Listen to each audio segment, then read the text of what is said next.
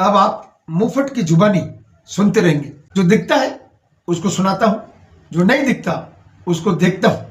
आज मैं कर्जे की बात करूंगा। क्यों कोई कर्ज देता है और एक बार आप कर्ज के चक्कर में आ गए तो इस चक्रव्यूह से निकलना बहुत कठिन है। आपका सुख, आपका चैन सब छिन जाएगा और एक दिन जो आपने खून पसीने से बनाया है वो भी सब चला जाएगा और कर्ज लेने वाला नहीं रहेगा, तब भी कर्ज रहेगा और आपकी आने वाली पीढ़ियां भी बंधक बन जाएगी। जो कर्ज आप सीधा ले रहे हो, आप केवल उसकी चिंता करते हो और जो कर्ज सरकारें लेती है वो भी तो आपके माथे है, वो भी आपको ही देना है। उसकी वसूली इनडायरेक्ट तरीके से रोज होती है। आज मैं आपको बताऊंगा कि देश पर कितना कर्जा है जो हर भारतीय को चुकाना है। जो आपको कर्ज देता है वो कर्ज से कमाता है, उसका काम धन से धन कमाना है। एक ब्याजखोर को पता चला, ये मैं पुरानी बात बता रहा हूँ कि कैसे ये चालू हुआ कि एक घर में कई दिनों से खाने के लिए अनाज नहीं है। वो परिवार थोड़े से आटे में ज्यादा पानी डालकर उसको गर्म कर पतला सा घोल बनाकर एक कटोरा भरकर परिवार के सदस्यों को पिलाता है, दिन भर में केवल एक बार। ये साल में 15 दिन भूख के निकलते हैं। वो मुश्किल समय है। उसके बाद 15 दिन के बाद, ये बरसात से पहले का टाइम है, बरसात आ जाएगी तो खेतों से कुछ हरे पत्ते मिलने लगेंगे, फिर चल जाएगा। इस कर्ज लेने वाले ने कहा मेरे से 20 किलो अनाज ले जाओ, जो कर्ज देने वाला है, और 15 दिन क्यों परिवार को भूखा मारते हो। इस किसान ने कहा मैं वापस कहां से दूंगा, मेरी हैसियत नहीं है कर्ज चुकाने की। कर्ज देने वाले ने कहा तुम्हारे खेत में जब फसल आ जाए तब मुझे वापस दे देना। किसान ने कहा 4 महीने लगेंगे, खेत में अनाज आएगा, तब तक आप रुक जाओगे? हाँ, बिल्कुल रुक जाऊंगा, मुझे 20 किलो की जगह 30 किलो अनाज दे देना। किसान को लगा ये सौदा ठीक है, उसने हाँ कर दी। किसान की हैसियत तो नहीं बढ़ी और 20 के बदले 30 किलो अनाज चुकाने में अगले वर्ष 15 दिन की जगह 30 दिन पहले ही परिवार भूख की गिरफ्त में आ गया। और अब तो किसान खुद साहूकार के पास जाकर बोला इस बार 40 किलो देना पड़ेगा।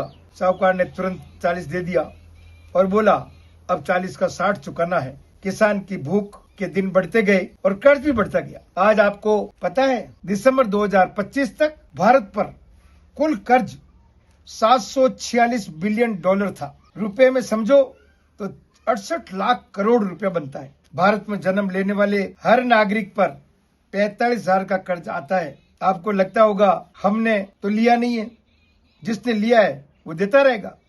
ऐसा नहीं है भाई साहब, इस कर्ज की वसूली आपसे होनी है। पिछले साल असल और ब्याज मिलाकर केवल 6 लाख करोड़ ही चुका पाए। 68 लाख करोड़ का कर्ज में से जो कर्ज देता है वो दबाता है। दुनिया में कई देश ऐसे हैं जो धन लगाते हैं और धन कमाते हैं और आप कर्ज में दबे हो और वो आप और दबते जाते हो। जब आप दबे हो तो उनका कहना मानना पड़ता है।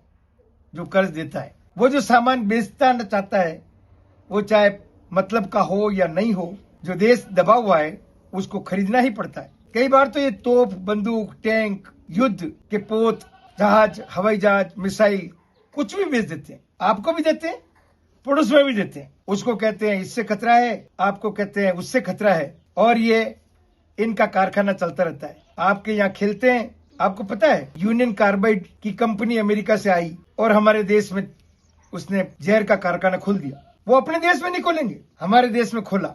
वो जहर लीक हुई वो कंपनी में से और सैकड़ों की संख्या में लोग मरे और हजारों की संख्या में लोग ऐसे हुए जो आज भी उसी जहर का असर झेल रहे हैं। वो कंपनी का मालिक भाग गया, उसका कुछ नहीं बिगड़ा, भी नहीं बिगड़ा और उसने कुछ दिया भी नहीं, क्योंकि वो हमारे देश का तो रहने वाला नहीं था। हम सालों से इस दर्द को भुगत रहे हैं। जो कर्ज से नहीं डरता वो भूख से मरता है। दाल महंगी, चाय महंगी, शक्कर महंगी, गुड़ महंगा, कपड़े महंगे, चावल महंगा, डीजल पेट्रोल महंगा।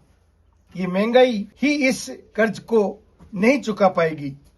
इस देश में कुछ लोग ऐसे हैं जिनके ठाट बाट में कोई कमी नहीं है। सेठ, साहूकार, सारे नेता, सारे कर्मचारी, अधिकारियों के ठाट में कमी नहीं आएगी।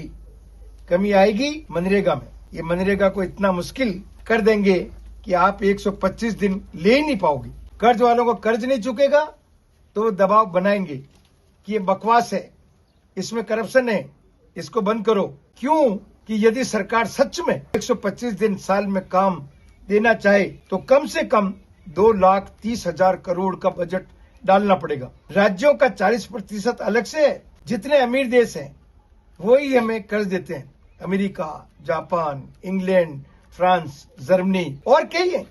लेकिन ये देश कर्ज देकर मेहरबानी नहीं कर रहे। ये इनका धंधा है। इनका धंधा चलता रहेगा जब तक हम कर्ज लेते रहेंगे, तब तक दबते रहेंगे।